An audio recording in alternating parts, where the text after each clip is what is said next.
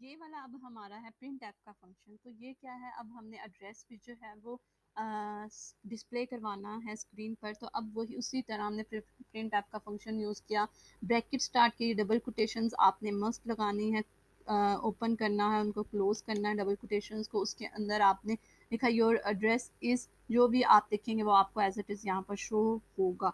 ठीक है, अब हम एड्रेस के डाटा टाइप यहाँ पर हमने वो वेरिएबल, मैं आप बार बार बता रही हूँ कि यहाँ पर वो उस वेरिएबल का नेम लिखा जाता है जो आपने जिस जिस वेरिएबल का आपने वैल्यू जो है, जिस वेरिएबल की वैल्यू जो है आपने स्क्रीन पर शो करवानी होती है, यहाँ पर उस वेरिएबल का नेम लिखा जाता है। अब हमने एड्रेस की वैल्यू जो है वो डिस्प्ले करवानी है स्क्रीन पर। तो अब मैंने क्या लिखा है यहाँ पर, एड्रेस वेरिएबल का नेम लिख दिया है एज इट इज़। जो ऊपर स्पेलिंग होने चाहिए आपके, यहाँ पर भी वही स्पेलिंग जो है वो यूज़ होने चाहिए। ठीक है, अब हमें पता है एड्रेस की जो है हमारे पास स्ट्रिंग क्या थी, हमारे पास डाटा टाइप क्या थी जी, इसकी डाटा टाइप स्ट्रिंग थी। तो स्ट्रिंग का जो है हमारे पास फॉर्मेट स्पेसिफायर क्या क्या होता है जी, परसेंटेज एस होता है। ठीक है, ये मैं आपको बार बार बात बता रही हूँ कि जो एड्रेस का वेरिएबल की डाटा टाइप होगी उसका फॉर्मेट स्पेसिफायर आपने यहाँ मस्ट लिखना होता है। अगर आप नहीं लिखते तो आपको कंपाइलर एरर दे देता है। ठीक है, जैसे ही आपने ये लिखा तो आपको जो है वो एड्रेस आपको शो होगा स्क्रीन पर। योर एड्रेस इज़ फैसलाबाद, इस परसेंटेज एस की जगह आपके पास क्या आ गया, इस एड्रेस वेरिएबल में जो वैल्यू स्टोर थी, क्या स्टोर थी, हमारे पास फैसलाबाद स्टोर था। तो ये फैसलाबाद आपको अब स्क्रीन पर शो होगा।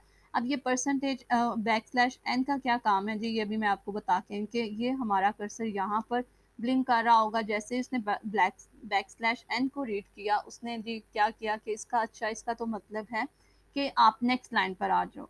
आपका कर्सर जो है वो नेक्स्ट लाइन पर ब्लिंक करना स्टार्ट कर देगा। उसके बाद फिर आपने प्रिंट ऐप का फंक्शन यूज़ किया, अब एज भी तो डिस्प्ले करवानी है।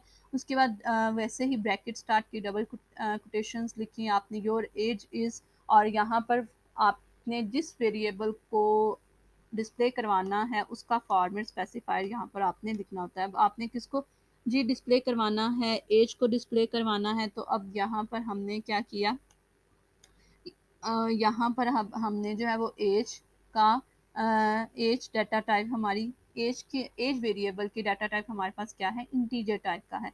तो इंटीजर की फॉर्मेट स्पेसिफायर हमारे पास क्या है, परसेंटेज डी है। ठीक है, ये अब हमने बता दिया। यहाँ पर आपका कोमा आएगा। ठीक है, ये मस्ट आना है। आपने पहले फॉर्मेट स्ट्रिंग लिखनी होती है, कोमे के बाद आपने आर्ग्यूमेंट लिस्ट बतानी होती है। आर्ग्यूमेंट लिस्ट में जो है वो आपके ये वेरिएबल आ सकता है, एक्सप्रेशन आ सकता है।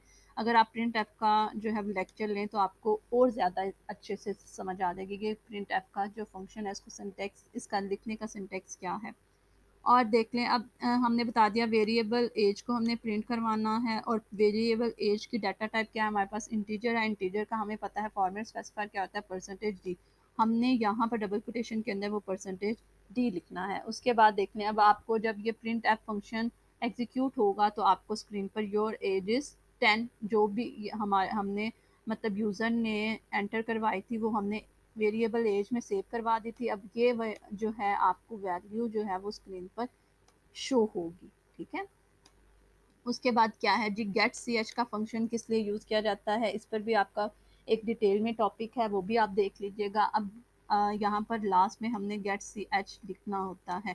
ठीक है, जब हमें ये प्रिंट गेट सी एच क्या करता है कि हमने, अब ये हमारे पास आउटपुट शो हो रही है डिस्प्ले स्क्रीन। अब हम चाहते हैं कि दोबारा से अपने इस प्रोग्राम पर वापस आ जाए जहाँ पर ये हमने टर्बो में सारा प्रोग्राम लिखा था। हम क्या करते हैं, गेट सी एच का मतलब होता है कि आपने कोई भी कीबोर्ड से कोई भी की जो है वो एक एंटर करनी है, आप दोबारा से अपने उस प्रोग्राम पे वापस आ जाएंगे। ठीक है, ये आपकी, उसके बाद ये ब्रैकेट आपने लास्ट में क्लोज मस्ट करनी है। ये था आज का प्रोग्राम जो मैंने आपको फुल डिटेल में जो है वो समझा दिया है। नेक्स्ट जो प्रोग्राम्स होंगे वो भी इंशाल्लाह इसी तरह डिटेल से समझाऊंगी। अगर किसी बात की आपको समझ ना लगी हो तो आप कमेंट सेक्शन में पूछ सकते हैं, और अगर अच्छा लगा हो लेक्चर तो लाइक करना मत भूलिएगा।